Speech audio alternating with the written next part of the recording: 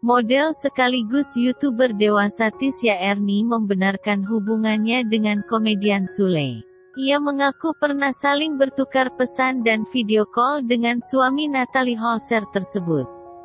Namun, ia menampik jika dikaitkan dengan kabar keretakan rumah tangga pasangan tersebut.